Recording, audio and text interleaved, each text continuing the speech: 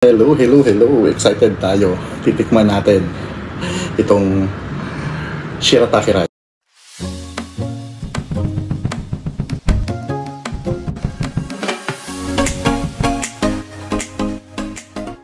First time natin siya. Niluto natin siya kanina. Nilagyan natin hinugasan muna natin siya. Tapos pagkahugas, drainain, nilagyan natin siya ng mainit na tubig. So 1:1. Kung ang rice nyo po, shirataki rice is 1 cup. So 1 cup din ng hot water. Then 7 to 10 minutes. So minax ko siya 10 minutes na tinakpan. Then pag tingin ko, eto na po siya. Okay na siya. So ang gagawin natin ngayon, titikman natin siya with our ulam. Ang ulam ko po is nilagang pork. Of course, low carb siya. So marami lang siyang gulay. At saka may isang slice ng pork. So titikman natin yan. Tara guys, samahan niyo akong kumain. Excited ako.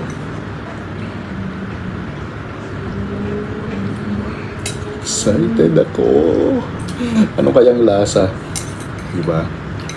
More on gulay tayo, diba? Alam niyo naman yan. More on gulay talaga tayo. Siyempre maraming sabaw doon. Hindi pa tayong bumalik. Kasi yung patatas. Ba't wala akong makita patatas? Eh, naglagay ako kanina. Yun. Guys. Sayang. Mahal. So, this is it. Unang tikim ng ating shirataki rice. Ito na ang unang subo.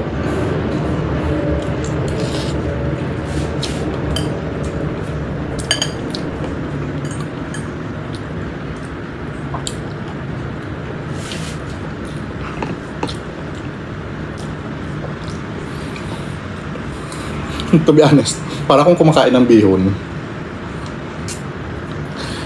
okay naman, wala siyang lasa kung wala kang ilalagay na ulam. Pero since meron akong sabaw at meron akong gulay, normal lang din siya.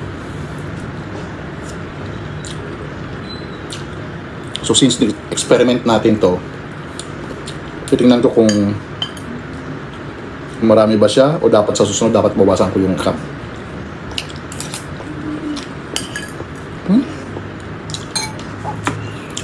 Nga, may something, may kakaiba kumpara sa traditional rice.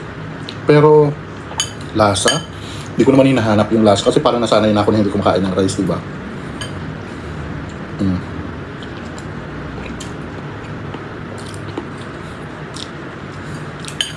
Okay siya.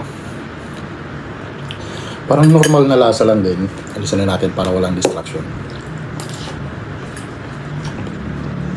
Parang sa akin parang siyang bihon.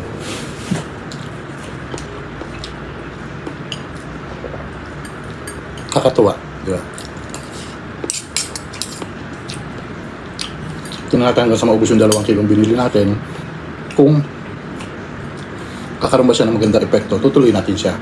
Medyo mahal, kaya dapat ang lulutuin mo, ang i-consume mo is yung alam mong mauubos mo lang siya. I think this is marami. Babawasan ko po siya sa susunod.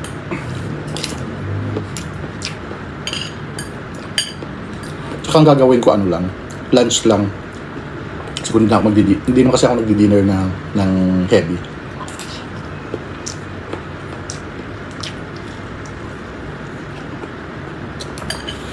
O diba, ang kagandahan niya, kahit mag-travel ako, pwede ako magbaon.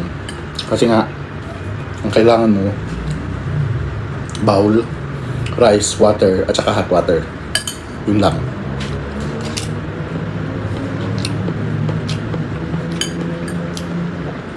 Pero sa lasa guys, wala talaga akong yung may kakaiba, something na baka hindi magustuhan. Parang normal rice lang din siya, sabi mo parang bihon.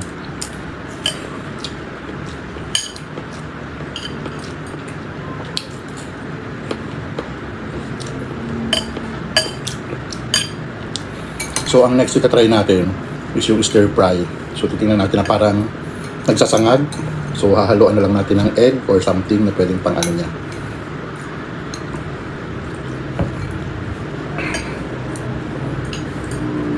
Guys, nag-enjoy tayo.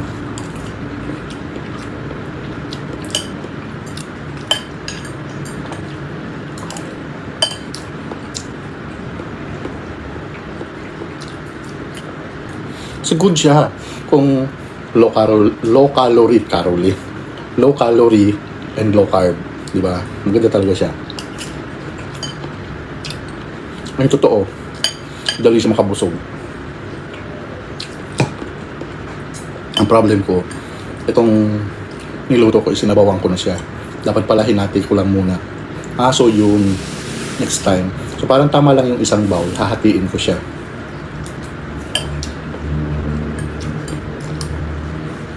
Madami talaga yung niluto ko.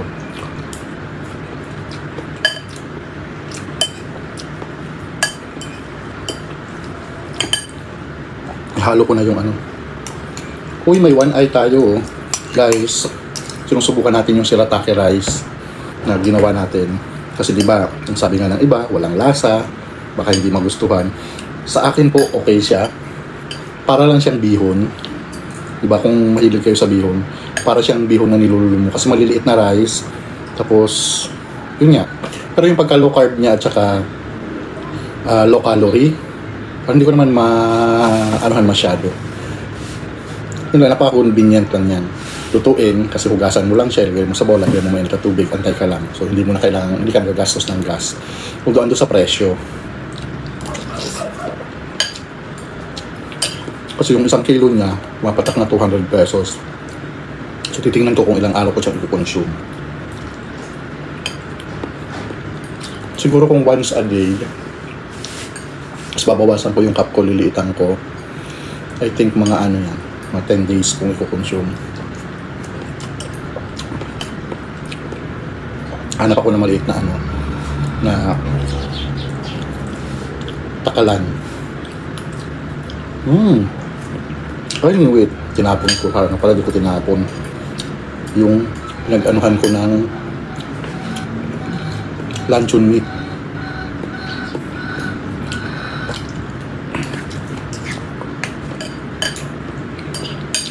Actually, gusto ko yung lasa. Mr. Squirrel po yung brand na binili ko. Gusto ko yung lasa niya, para talagang bihon.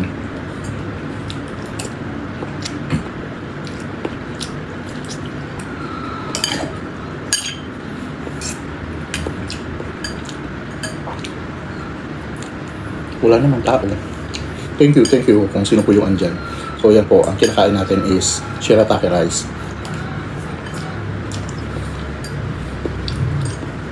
Since mahilig ako sa bihon, nag-enjoy ako.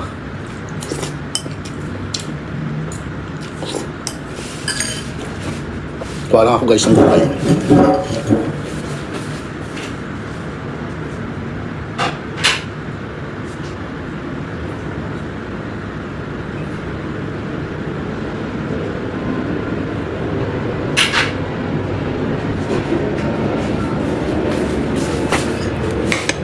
So yan. So now we knew it. Okay naman po siya. Presyo lang. kung tulad ko na mag-isa lang naman, makokontrol mo siya. Okay siya. Pero kung pang pamilya, hindi po. Pero kung kailangan nyo ng magbawas, diet, or mag-lose weight, titingnan natin.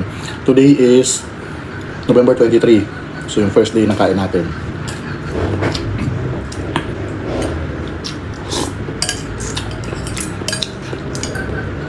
Ang dami nung niluto ko. Yung maliit pa yung na bowl dito, so dapat mas maliit pa doon.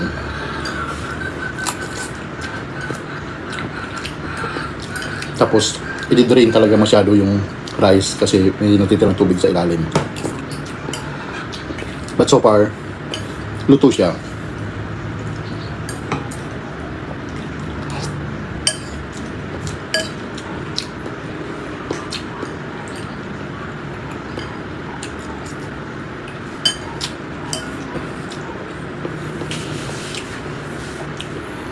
Kailangan natin ubusin, hindi tayo pwede magsayang.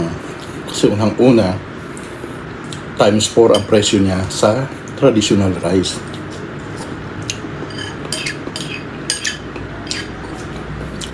So sabi ko nga, kung solo ka lang naman, pwede mo na itong gawin kung tulad ko na talagang gustong seryosohin yung pagbabawas ng timbang.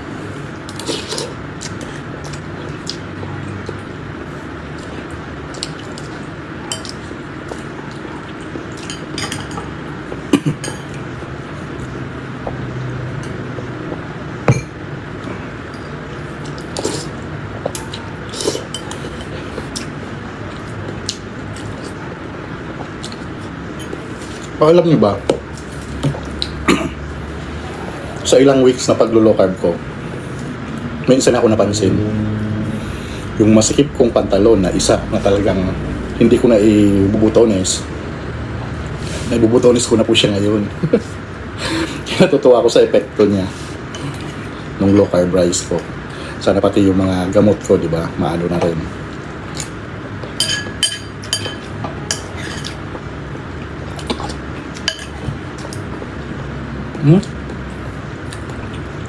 Pag dumampi sa dila mo yung shirataki rice, tapos pag nilulon mo, bihon na bihon talaga ang lasa na.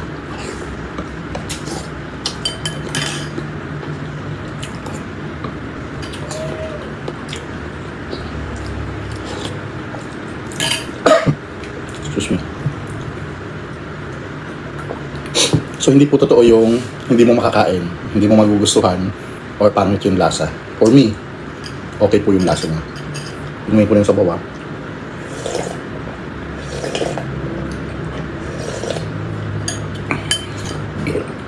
This is shirataki rice.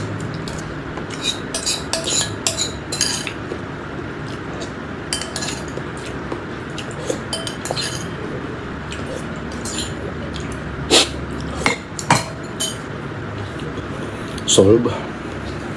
Grabe. Nabusog po ako.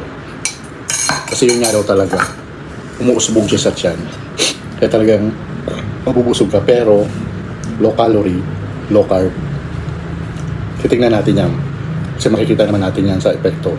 Pag nagtuloy-tuloy yung bawas natin ng timbang, totoo siya. So yan guys. Tapos na tayo kumain ng first ever shirataki lunch natin. Ang ulam natin is nilagang pork na may maraming cabbage at saka potato, patatas. So yun po. And normal siya, parang kumain ka lang din ng normal na pagkain. Kaya wala akong masabi na hindi po masarap. Masarap po siya. Kung mahilig ka sa bihon, lasa po siyang bihon. Yung shirataki rice. So thank you. Thank you for watching at abangan nyo pa po yung mga susunod pa nating videos about dito sa shirataki rice.